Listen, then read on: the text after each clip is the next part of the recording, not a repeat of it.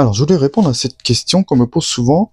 Pourquoi je mets en même temps de la levure et en même temps du levain quand je fais du pain? Là, je vais faire du pain, donc j'ai rafraîchi mon levain ce matin. D'habitude, je le fais la veille. Là, je l'ai fait ce matin vers 8h30. Là, il est presque midi, vous voyez, il est pas mal. Donc, il est temps pour moi de faire mon pain. Alors, la quantité, là, il y a bien 100 grammes hein, de levain. Là, il n'y a même pas 10. En plus, il est surgelé. Ça, c'est de la levure fraîche. D'accord? Moi, j'achète ça, c'est comme un gros morceau de beurre. Et je découpe et je mets ça au congèle, tout simplement. Je me fais des petits bouts comme ça. Ah, pourquoi je mélange les deux? Alors, moi, au départ, je faisais mes pains où il y a la levure boulangère. J'en ai des vieilles encore qui me restent. Ouais. Voilà, ce genre de trucs-là qu'on achète au supermarché. C'est une levure sèche.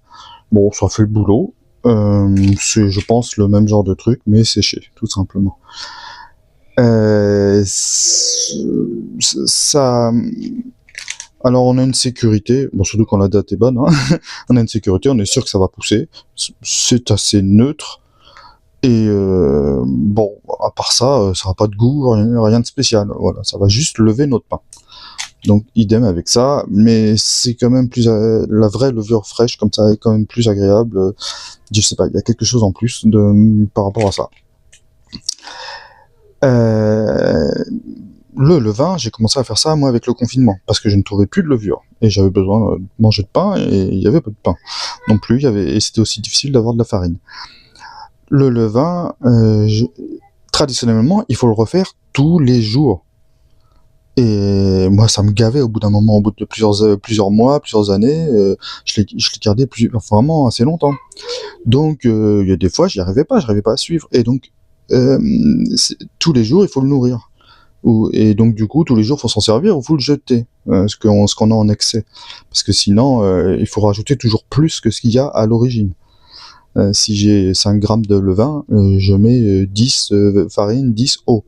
Faut toujours que ça soit exponentiel. Donc c'est compliqué au bout d'un moment.